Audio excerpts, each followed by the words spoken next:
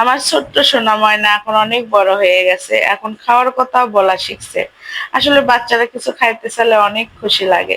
আসসালামু আলাইকুম, সবাই কেমন আছেন? আশা করছি সবাই ভালো আছেন, আল্লাহর রহমতে আমরাও ভালো আছি। আমি কার কথা বলতেছি? এটা হচ্ছে স্বামীর কথা বলতেছি। স্বামী বাবু ওর বাবাকে বলছে, বাবা আমি দই দিয়ে মিষ্টি দিয়ে খাবো। এখন বলা শিখে গেছে, ছেলে আমার কত বড় হয়ে গেছে। অনেক ভালো লাগে বাচ্চারা কিছু খাইতে চাইলে। তার স্বামীর বাবা স্বামীর জন্য দই মিষ্টি নিয়ে আসছে, আর আমি আবার বড় একটা ভিডিও নিয়ে আসলাম আপনাদের মাঝে।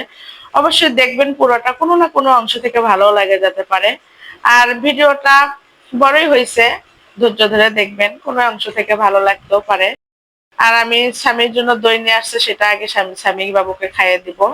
তাই আমি দইটা আগে খুলে নিচ্ছি, নিয়ে স্বামীকে আগে দিয়ে দেই, যেহেতু ছোট বাচ্চা খাইতে চাইছে, ওকে আগে খাইয়ে দিব।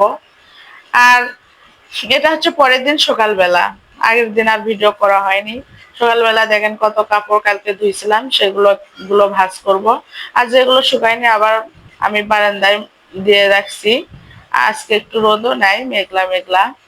সকালবেলা উঠে কাজ করতে ভালো লাগছে না, উঠে একটু বসে আছি, একটু কাপড় ভাঁজ করতেছি একটু জানালা দিয়ে। সকালবেলা উঠে আর কি করব, একটু চা খাচ্ছি, একটু রাস্তা দিয়ে গাড়ি যাওয়া দেখতেছি, একবারে জানালা দিয়ে বাইরে ওই যে সজনা ডাঁটা পাততেছে, সেটা একটু দেখতেছি। কি আর করব, সকালবেলা অনেক সকালেই উঠছি তো। তো মনে করলাম একটু বসে থাকি। বাইরে হাঁটতে যাইতে চাইলাম, হাঁটাও যায় না, স্বামী ঘুমায় আছে। আমার বড় ছেলে আবার কোচিং এ গেছে। এই জন্য বাইরেও মানে হাঁটতে যাওয়ার পারি না আমি। বাসার ভিতরে একটু যেটুকু হাঁটাহাঁটি রুমের ভিতরে করি। আর সকালে একটু লেবু দিয়ে চা খাচ্ছি। কি আর করার, তারপরে অনেক কাজ আছে, সেগুলো আস্তে আস্তে করে নিই। বসে থাকলে তো আর হবে না। আমি এই তো ঘর গোছান, সব বিছানা টিছানা গোছাচ্ছি, স্বামী বাবু ওই রুমে ঘুমাচ্ছে। সব কাজ কাম সেরে আমি আবার নাস্তাও বানানো লাগবে, আজকে নাস্তাও বানানো হয়নি। আমার বড় ছেলে আবার কোচিং থেকে আসবে, ও আসলে তারপর আবার খাই এসে আবার স্কুলে চলে যাবে। তাই মনে করলাম আর দেরি না করে কাজে লাগে যাই। আসলে ভিডিওটা কিছুদিন আগের, আমার এডিট করা ছিল না দেখে আমি দিতে পারিনি, তাই দেরি হয়ে গেল। আসলে বড় ভেলে হয় না, অনেক সময় কাজের ব্যস্ততা, অনেক মানে সময় হয় না ছোট বাচ্চা নিয়ে কাজ করা, আবার ভিডিও এডিট করা, ভিডিও করা অনেক কষ্ট হয়ে যায়। তারপরেও একটু যেটুকু পারি আপনাদের সঙ্গে শেয়ার করি। তারপরে আমি এই তো রান্নাঘরে সব ঘর বাড়ি গোছানো, ফার্নিচার মোছামাছি করে আমি পরোটার, কালকে যে মিষ্টিটা আছে দেখে পরোটা বানালাম, আর সবজি রান্না করছি। সবজি রান্না করার দেখালাম না, পরোটাগুলো ভাজা। আসলে একা হাতে কাজ করা অনেক কষ্ট, কিন্তু কি আর করার। কাজের লোক দিয়ে কাজ করালেও আমার পছন্দ হয় না, অন্য লোকের কাজ ভালো লাগে না, মন মতো হয় না, পরিষ্কার করে না। আমি স্বামী যখন আমার পেটে ছিল, তখন আমি কাজের লোক নিছিলাম, কিন্তু কাজের লোকের অনেক ছেঁকা খাইছি। কাজের লোক আমার মন মতো কখনো কাজ করেনি। স্বামী বাবু যখন আমার পেটে ছিল, তখন আমি কাপড় ধুতে পারতাম না, স্বামীর বাবার তো প্রতিদিন কাপড় থাকতো। তখন আমার স্বামীর বাবা কি করবে, কাজের লোক তো হলো না, পরে আমি 1 মাস করে নিয়ে ওকে বাদ দিয়ে দিলাম। ঘরে যে ঝাড়ু দিচ্ছিল বা মুছছিল, কোনোটাই পরিষ্কার হতো না।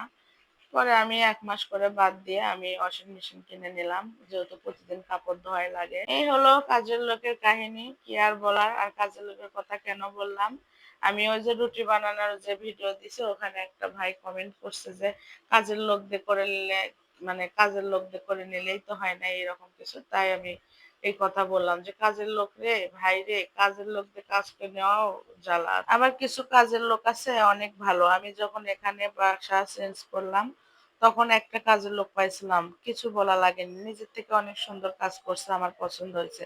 কিন্তু সে আর এখানে থাকে না, ওরা কই থেকে জানি আসছিল, চলে গেছে আবার। ও ভালো ছিল, সবাই এক না, আসলে কিছু কিছু কাজের লোক ভালো থাকে।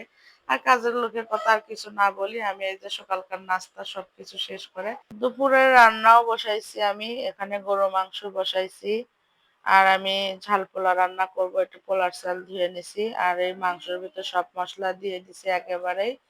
আর চালটা এর ভিতরে আগে ভেজে নেব, নিয়ে গরম পানি দিয়ে এটা আমি রান্না শেষ করব। চাল সুন্দর করে অনেকক্ষণ ধরে আগে ভেজে নেওয়া লাগবে। আসলে রান্নাতে মনোযোগ লাগে, অনেক সুন্দরভাবে মনোযোগ সহকারে রান্না করলে, যত্নভাবে রান্না করলে রান্নার টেস্টটা সবসময় ভালো হয়। অনেক মজা হয়। আর রান্না আসে যদি আপনি অমনোযোগী হন, যত্ন সহকারে যদি রান্না না করেন, রান্না কখনো মজা হবে না। আর আমি অনেক মানে দ্রুত কাজ করতে পারি। আমি পোলাও রান্না দেখেন তাড়াতাড়ি আমি শেষ করলাম দুপুরকার রান্নাটাও।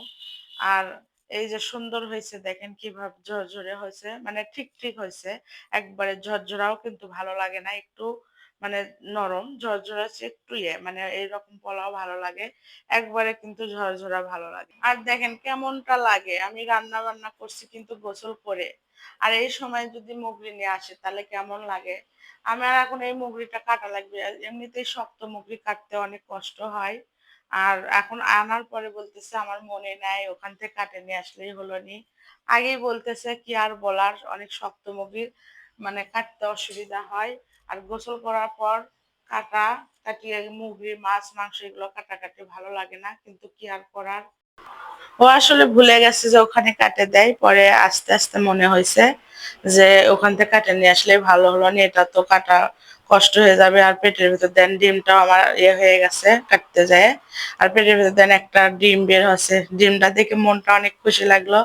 তারপরে এগুলো কাটাকাটি করে আবার আমার জামা চেঞ্জ করা লাগছে। আমি আজকে হালকা রান্না, মানে এক পাখে রান্না থেকে আমি গোসল করে নিছি আগে, যে নিয়ে আমি রান্না করবো, মানে আমি স্বামীর বাবা আসার আগে আগে রান্নাটা করি, যে ও এসে যেন গরম গরম খেতে পারে।